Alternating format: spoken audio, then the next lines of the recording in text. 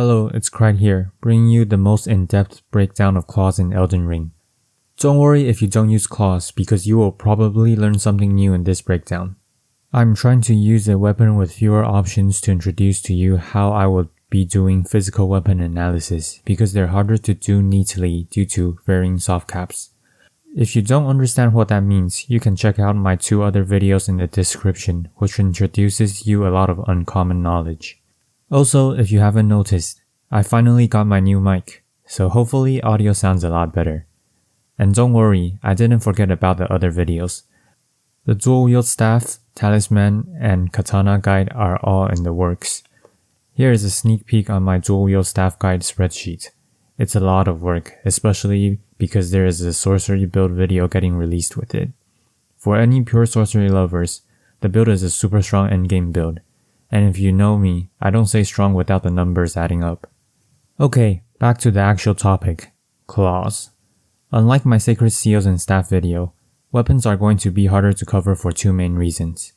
The first is because they're split into unique weapons, which can be infused with the Ash of War, and regular weapons, where you can change their scaling type. Because regular weapons are more flexible, there is more to cover. I'm going to split them into categories because of their similarities. Once again, if you don't understand something, try watching my videos linked in the description below. The second reason is because unlike catalysts, weapons have movesets. Their damage is based off of motion values, or damage percent. Because of motion values, we can't just look at raw attack rating for the weapon itself and declare that the highest attack rating weapon is the best weapon. Instead of wasting 3 minutes showing you the various attacks of different claws that end up pretty much similar, I'm going to focus on the differences. For these weapon videos, I will be focusing on weapons that have a significantly different move from weapons of the same type. After combing through the data and checking in-game, I found that the 2-handed uncharged heavy attack 1 and 2 are drastically different for the Raptor Talons. This is the heavy attack of regular claws.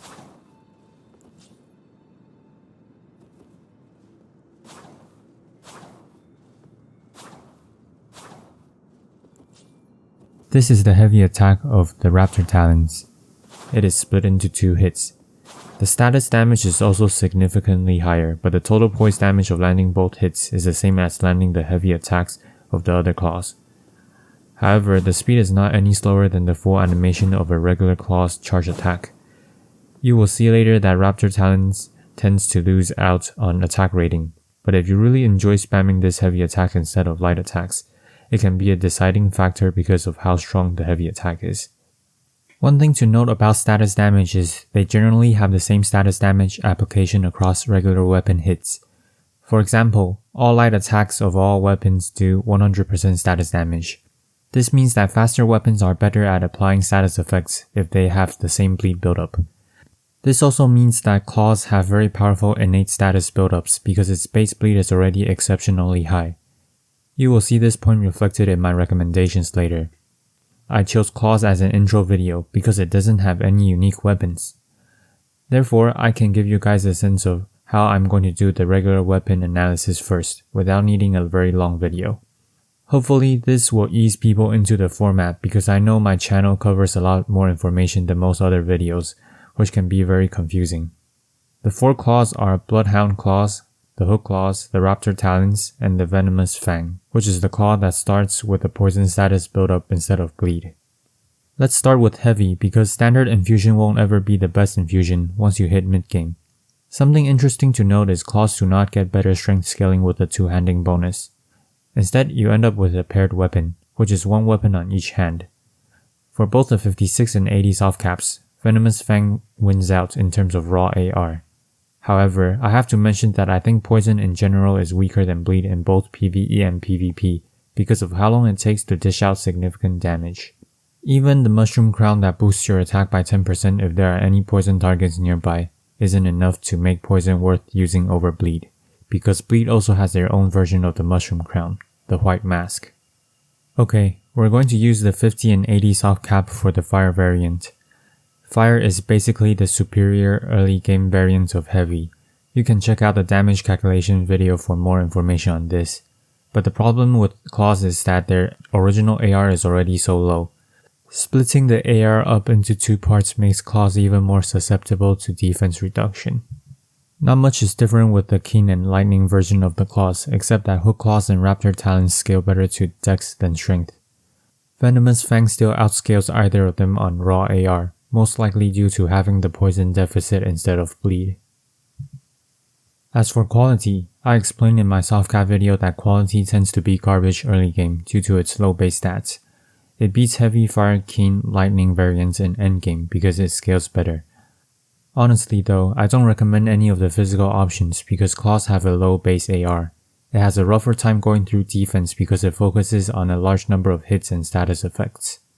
As for Flame and Sacred, they are exactly the same except they're different elements. It's good to switch in between them depending on the resistances of your enemies, like using Sacred inside Volcano Manor where the enemies have high fire resistance. I'm showing the 80 Faith version with Sacred here, but the Flame one has exactly the same stats. The Faith scaling options are actually decent, because you can buff yourself up pre-battle and then switch to two-handing your claws. You definitely still have the issue of split scaling, which claws don't really want to deal with, but it allows for a good hybrid build if you also want to cast some incantations, which works better than trying to use magic in my opinion. This is the magic infused claw option, but this should never be part of your considerations because you would rather pick code. They both scale to intelligence, but frost status effect matters way more. Code would be my recommendation if you're mixing with sorceries, but because claws are usually two-handed, using a staff for sorceries is very awkward. Unlike incantations, there aren't any moves for you to buff up with. Besides, the damage increase from frostbite isn't that great for claws because of its relatively lower damage output from AR. So we finally move on to what I'm about to recommend, which is bleed or poison, and then investing some points into strength or dexterity or both. I chose a bit of both here because the important weapon scales to both, but you should obviously invest more into dexterity and less into strength if you prefer the Raptor Talons for example. Here, we see that the higher AR options are Bloodhound Claws and Venomous Fang.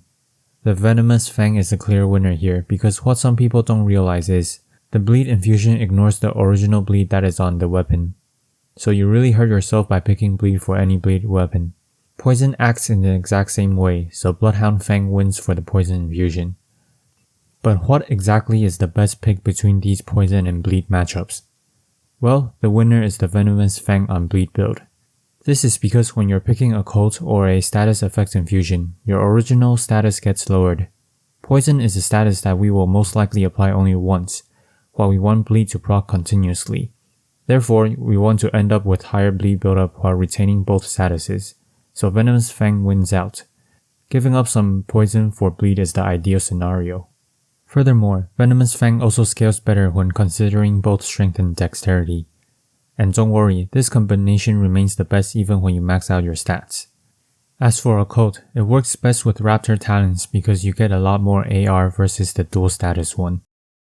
Your heavy attack also helps you proc bleed better than the other claws.